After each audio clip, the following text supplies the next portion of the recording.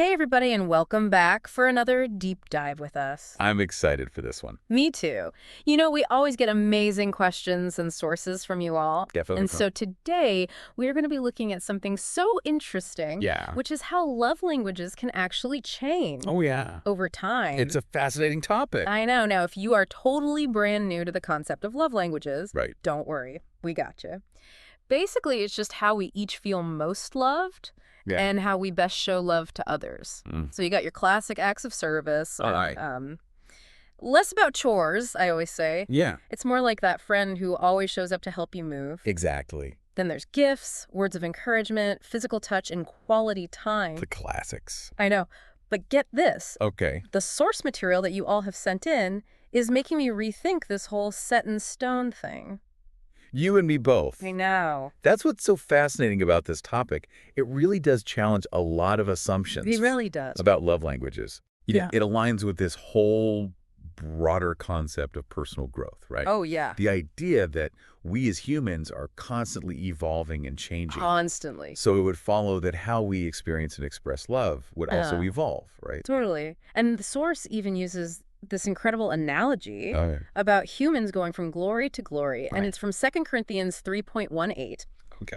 And honestly, it hit me hard because I remember this period in my life. Yeah. It was a real, spiritual desert, if you will. Oh, wow. Where suddenly words of affirmation, which normally don't do much for me, Right. became like this lifeline. Oh, It was really? like the only thing that made me feel seen and understood. That's so interesting. It was wild. That's such a powerful example, though, of how our needs can shift, right? Totally. In response to our life experiences and what we're going through. Exactly. And it speaks to the core principles of attachment theory, actually, Oh, really? which suggests that during times of stress or hardship, our need for security and connection really intensifies, leading us to seek out different forms of love and support. Makes sense. So someone whose love language is usually, say, physical touch Right. might find themselves craving acts of service or words of encouragement when they're going through something difficult. So even if someone's normal love language is gifts, Yeah, they might completely switch gears during a rough patch. absolutely. Oh, wow. I never thought about it like that. It's interesting, isn't it? Yeah.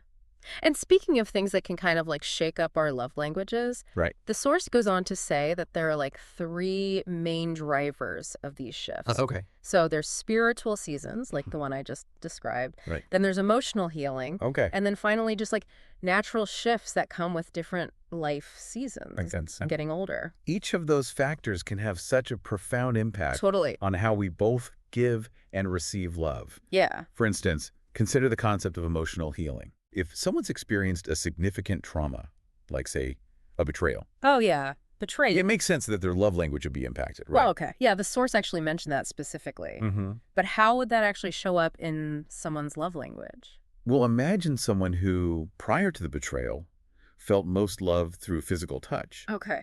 After experiencing such a violation of trust, Right. they might find it really difficult to be physically intimate Right. or to even receive affection without feeling anxious or guarded. Yeah. Their need for reassurance and security in that moment Mm. might lead them to actually prioritize words of affirmation or quality time instead. Wow. Essentially, past hurts can almost create this kind of protective barrier, Oh, yeah. influencing how we allow ourselves to be loved in the present. That makes so much sense. Yeah. It's almost like their love language is trying to protect them from getting hurt again. Exactly. That's fascinating. And that's just one example, right? Yeah. We've also got these life season shifts happening as we get older. Exactly.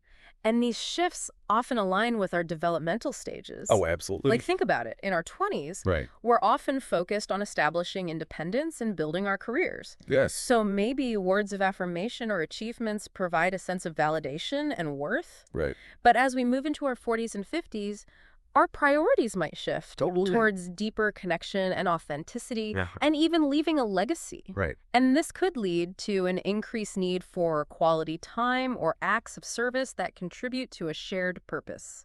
It's so true. Okay, so it's not just about big dramatic events Yeah. that can cause these shifts. Yeah. Just getting older and hitting different milestones Right. can naturally change things up too. Absolutely. And which honestly makes total sense. Yeah. I mean, we expect people to change as they grow. So why wouldn't that apply to how they experience love. That's a great point. It's natural. But here's what I'm curious about. Yeah. Does the source material dive into any like specific examples of how these life-sudden changes? Absolutely. Yeah. So the author shares her own experience. Okay. And she notes that while her primary love language is quality time, Right.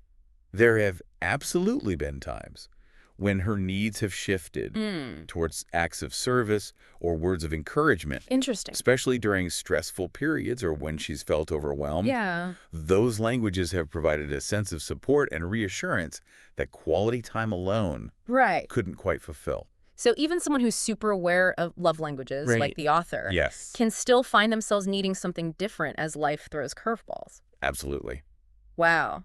That's kind of reassuring, actually. That Yeah. means, like, none of us have to have it all figured out. Right. Yeah. But wait, this is all about, like, her shifts, right? Yes. What about her partner? Well, that's a good question.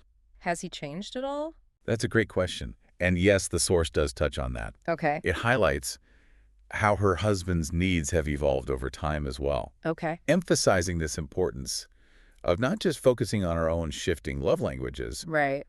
but also being attuned to the changes in our partners. Oh, that's good. It's a good reminder that love is such a dynamic dance, It really is. and both partners need to be aware of and responsive to each other's evolving needs. Okay, this is all blowing my mind a little. It's a lot to think about, isn't it? It is. It's like this whole time I've been thinking of love languages as this fixed thing. I know. But if they can change based on all these factors, our spiritual state, past hurts, even just getting older, Right. then maybe the real question is, Yeah. how do we even begin to navigate all of this It's the question. in our relationships? Yes, and thankfully, the source material offers some really insightful answers. Okay, good. But before we dive into those, Yeah. I think it's worth pausing and asking you, our listener, a question. Great idea. Have you noticed any shifts Yeah. in how you feel loved Hmm. or how you show love Yeah. over time? I think it's a great time to like reflect on your own experiences. Definitely. Because this is about way more than just theory, right? This is about real life relationships and figuring out how to love each other well, even as we both grow and change. Good journey. So much to unpack here. Yeah, so much more to come. I know. We'll be right back. Okay, so we've established that love languages can totally shift and evolve over time. Right. But like, how do we actually deal with those changes That's the question. in our relationships? Yeah. It feels a bit like we're trying to hit a moving target, It's a great way to put it. doesn't it? And it can definitely feel daunting. Oh, totally. But the source material actually offers some practical advice Okay, good. for navigating these shifts with grace and intentionality. Okay, I am all ears. Give me the wisdom. Well, the first step, and perhaps the most challenging one, Okay. is acceptance. Ooh, acceptance. It's so tempting to cling to the past right. and wish that things could just go back to how they used to be, I know. especially if those were times when we felt really loved and connected. Totally. But resisting the reality of change Yeah. only creates more distance and frustration. That's so true. We have to embrace the fact that both we and our partners are constantly evolving. You're totally right. It's like that saying, what you resist persists. Exactly. So instead of getting stuck in like the good old days, Right. how about we try to figure out how to make the new days even better? Absolutely. Right. But honestly, that's easier said than done. I agree. So how do we actually move from acceptance to action? So the source emphasizes the importance of curiosity. Ooh, curiosity. Instead of assuming we know what our partner needs based on past experiences, Right. we need to approach the situation with a beginner's mind. Okay. Ask questions, Yeah. observe their behavior, Yeah. and genuinely try to understand their evolving love language from their perspective. So let's say I've noticed my partner hasn't been as responsive to quality time lately. Okay. It used to be our go-to, but now they seem a bit distant when we're hanging out. Right. So instead of jumping to conclusions or getting all sulky about it, Yeah. I should just straight up ask them if their love language has changed. Direct communication is definitely key. Okay. But framing it in a way that feels safe and non-judgmental is important. Okay. Yeah. Instead of saying like, hey, have you stopped loving quality time? Right. You could say something like, hey, I've noticed you haven't seemed as energized by our hangouts lately. Oh. Is there anything you're craving or needing that would make you feel more connected and loved right now? Ah. Okay, so it's not about putting them on the spot. Right. or making them feel like they're doing something wrong. Exactly. It's about inviting them to share what's going on for them. Yes. Right. Exactly. And this is not a one-time conversation, right? Oh, definitely not. Like we've been saying, these love languages can fluctuate. So we should be making these check-ins a regular part of our relationship. Regularly. Yeah, I could keep the lines of communication open. Yeah. But what about those times when it's less about asking Okay. and more about doing? Like, how can we actually show our partner love in a way that aligns with their new love language? Right. Especially if it's one we're not super comfortable with ourselves. That's a great question. I know. Well, the source encourages couples to get a little adventurous Okay. and try new things together, even if it feels a bit awkward or unfamiliar at first. Okay. So, for instance, let's say your partner's love language has shifted to acts of service, Okay. but you're more of a words of affirmation person. Right. Instead of just saying, I love how helpful you are, Yeah. you could offer to help them with a project they've been putting off, Oh. even if DIY isn't exactly your forte. Wait, hold up. You're suggesting Yeah. someone who can barely hang a picture frame straight, Yes. should offer to help my partner with a project? It doesn't have to be a big project. That sounds like a recipe for disaster. But hear me out. Okay. The point is not necessarily to be perfect Right. or to suddenly become a master of your partner's love language. Okay. It's about making the effort, Okay. showing them that you're willing to step outside of your comfort zone to meet their needs. Okay. Okay. I see what you're saying. It's the thought that counts, right? Exactly. Even if my attempt at helping ends up creating more work for them. But seriously, I do appreciate that point. Good. It's about trying, even if we stumble a bit along the way. Absolutely. But there's another piece of this I'm wrestling with. Okay. We're talking about all these shifts and changes as if they're just like a normal part of life. Right. But shouldn't there be some, I don't know, consistency in love? That's fair. Like, doesn't it feel a bit unsettling that something as foundational as a love language can just up and change? That's a valid concern. Yeah. It's natural to crave Yeah. that sense of stability and predictability in our relationships. But here's what the source material suggests. Okay. Instead of viewing these shifts as a problem to be solved, Right. what if we saw them as opportunities for growth and even deeper connection? Hold on. Are you saying we should actually be excited about our love languages changing? Maybe a little. That seems a bit radical. I know, but think of it this way. Okay. Each shift in a love language is a chance to learn something new about your partner, Oh. to expand your own capacity to love, Okay. and to create a relationship that is more dynamic and multifaceted. It's like discovering a new layer of intimacy, Oh, wow. a new way to connect on an even deeper level. Okay. I never thought about it like that. It's cool, isn't it? Yeah. It's like instead of mourning the loss of the old way of doing things, Right. we can actually get excited about the possibilities that these changes bring. Absolutely. But that brings up another question. Okay. What about when the changes feel less like a fun adventure Right. and more like a burden? What if my partner's new love language requires a ton of effort from me and I'm already feeling stretched thin?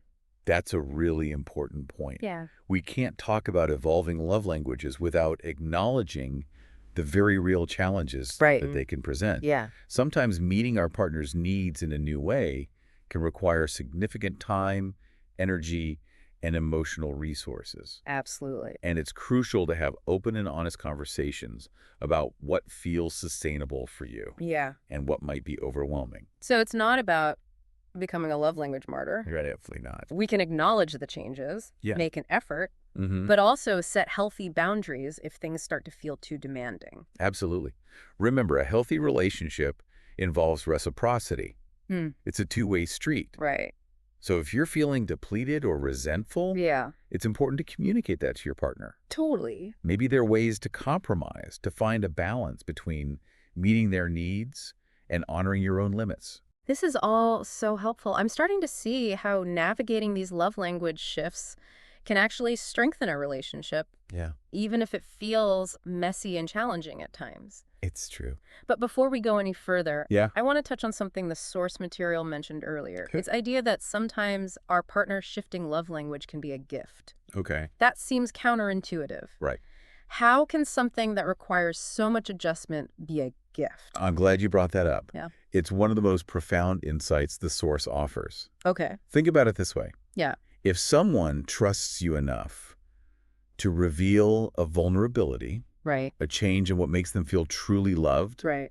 That's actually a testament to the depth of your connection. Hmm. They're inviting you into a sacred space, Yeah. allowing you to see a part of themselves that they might not share with anyone else. Whoa. Okay, I see what you mean. Yeah. It's like they're saying, I trust you enough to let you see my evolution, even the parts that might feel messy or uncertain. That's beautiful. And that kind of vulnerability creates such a powerful opportunity for intimacy and growth. It does. It's a chance to deepen your understanding of each other, Right. to show up with compassion and support, Yeah. and to strengthen the bond between you in a way that wouldn't be possible without these shifts. This whole conversation has been such a game changer. Good.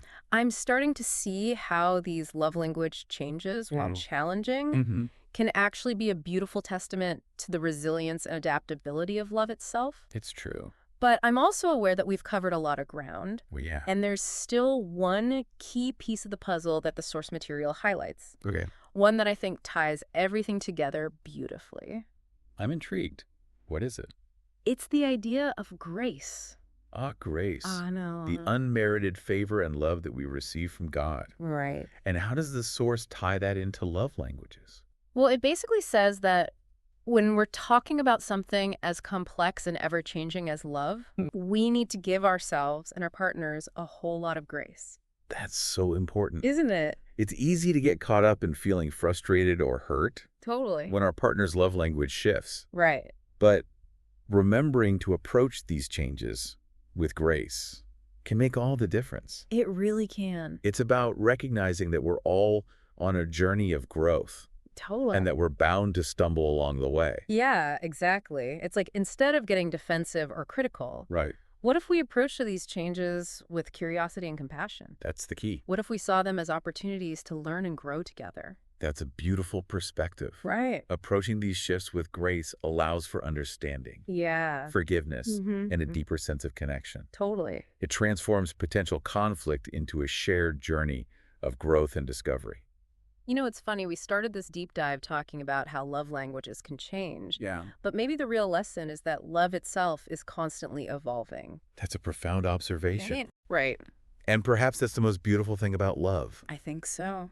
It's never stagnant. Yeah. It's always growing, always adapting, Right. always finding new ways to express itself. And that's where we'll have to leave it for today. I know. But don't worry, we've got one more part of this deep dive coming up where we'll explore some practical tips for navigating those love language shifts. I'm excited for that one. Me too. And building even stronger, more fulfilling relationships. So stay tuned. Okay, so we're back. Back for round 3. I know. For the final part of our deep dive. I can't believe it's the final part already. I know. Time flies when you're having fun talking about love languages. It really does. Okay, so we've explored the why behind all these shifts and changes. Yeah. And we've talked about how important it is to approach them with curiosity, communication, and grace. Lots of grace. But now let's get down to like brass tacks. Okay. What are some tangible steps we can take when we realize our love language or our partner's has done a bit of evolving? Well, building on what we've already discussed, Okay. the source material really emphasizes this importance of moving beyond simply accepting that change is inevitable Right. and into the realm of actually embracing it. It's one thing to acknowledge that our partner's needs might be different now than they were 5 years ago. Right. But it's another thing entirely to actually view those changes not as a threat, Right. but as like an invitation to Right. deepen our connection. I'm feeling that shift in perspective already. Yes. But how do we actually do that? That's the question, isn't it? Yeah, how do we move from a mindset of like begrudging acceptance to like genuine excitement about these changes? One powerful strategy the source highlights is this practice of celebrating the evolution. Ooh, celebrating. Okay. So instead of focusing on what might feel lost or different, Yeah. try to shift your attention to the potential for growth and discovery that these changes offer. It's like instead of saying, "Ugh, I miss when your love language was physical touch," you could say, "I'm so curious to explore what makes you feel most loved and cherished through acts of service these days." Okay. Tell me everything. Ooh, I love that. Yeah. It's like turning the whole thing into a fun little research project, a Right. chance to learn something new about the person you love. Absolutely.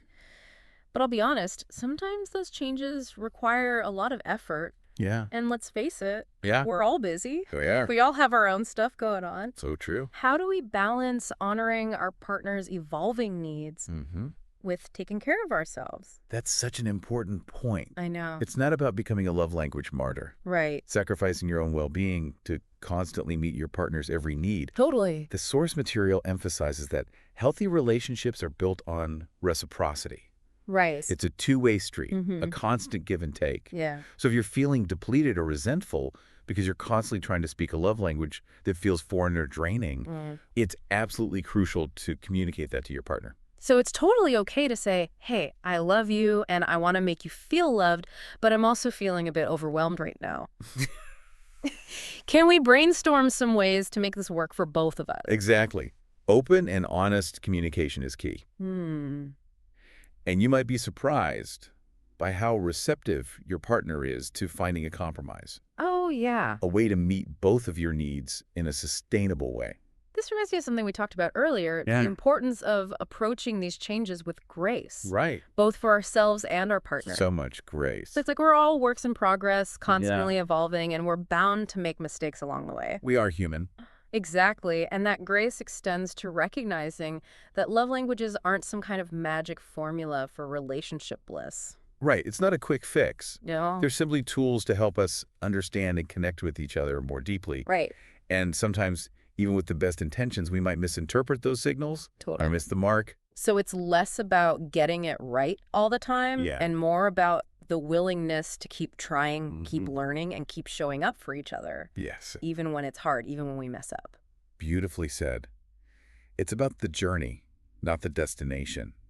It's about embracing that messy, imperfect, ever-evolving nature of love itself. Yeah. And ultimately, that's what makes it so magical. This whole deep dive has been such a powerful reminder that love isn't static. It's not. It's not something we achieve and then just coast on autopilot. No. It's a dynamic force that requires our constant attention, intention, and willingness to grow alongside our partner. I couldn't agree more. Right. And even though these love language shifts can feel challenging at times, Oh, yeah. they offer this profound opportunity to deepen our intimacy, Right. to create a more resilient and fulfilling bond that can weather the inevitable storms of life. Well said. And on that note of hope and possibility, I think it's time to wrap up this incredible deep dive. I know. I'm sad to see it go. Me too, but I feel like we've learned so much. Definitely. And I hope our listeners have too. Me too. I really do. Any final thoughts before we sign off? You know, I think I would just encourage everyone listening to embrace the journey. Yes. Stay curious and never underestimate the power of love's infinite capacity for growth and transformation. That is the perfect note to end on. I think so too. We hope you've enjoyed this deep dive, and as always, thank you for joining us on the deep dive.